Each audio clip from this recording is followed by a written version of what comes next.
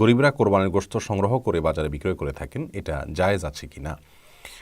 আমরা গরিবদেরকে কোরবানির যে সমস্ত গোশত দিয়ে থাকি সেই গোশতগুলো তারা যদি গ্রহণ করবার পর তারা কারো কাছে বিক্রি করে দেন বা বাজারে বিক্রি করতে বসেন, তাহলে সেক্ষেত্রে এটি তাদের জন্য সম্পূর্ণ জায়েজ আছে, আর এতে আমাদের কোরবানিরও কোনো প্রকার সমস্যা হবে না।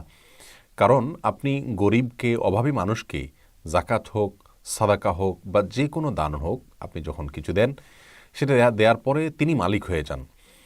তার মালিকানা যাওয়ার পর তিনি সেটি নিজে ভক্ষণ করবেন, কাউকে দিয়ে দিবেন নাকি বিক্রি করবেন, এটি একান্তই তার এখতিয়ারাধীন বিষয়। অতএব এর ফলে আমাদের কোরবানির কোনো সমস্যা হবে না। এক্ষেত্রে রাসূল আকরাম সাল্লাল্লাহু আলাইহি সাল্লামের জীবনের একটি ঘটনা আমাদের জন্য মাইলফলক হয়ে আছে। তিনি বারিরা রাদিয়াল্লাহু তাআলা আনহা নামে একজন অভাবী সাহাবীর রান্না করা তরকারি, সেটা গোশত হতে পারে বা অন্য কিছু, এটির কোনো একটা দৃশ্য তিনি দেখতে পেলেন। দেখার পর নবী করিম সাল্লাল্লাহু আলাইহি সাল্লাম তার কাছে জানতে চাইলেন যে তিনি রান্না করছেন এবং কিছুটা রসিকতা করে তার সাথে শেয়ার হওয়ার বা শরিক হওয়ার কথা তিনি চালালেন।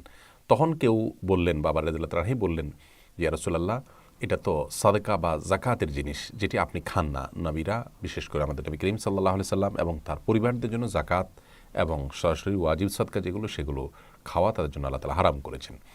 তখন তিনি বলেছেন যে লাকে সাদাকাতুন ওয়ালানা হাদিয়াতুন, কোন বর্ণনা আসছে লাহা সাদাকা ওয়ালানা হাদিয়া, অর্থাৎ এটা তো তোমার জন্য সাদাকা, কিন্তু তুমি যখন আমাকে দিবে তখন সেটা গিফট হয়ে যাবে, তুমি তো আমাকে সাদাকা হিসাবে দিবে না। অতএব এই হাদিসকে সামনে রাখলে আমরা বলতে পারি যে কোরবানির গোশত যদি গরিবরা বিক্রি করেন তাতে আমাদের কোরবানি হয়ে যাবে এবং তার জন্য বিক্রি করাও জায়েজ আছে।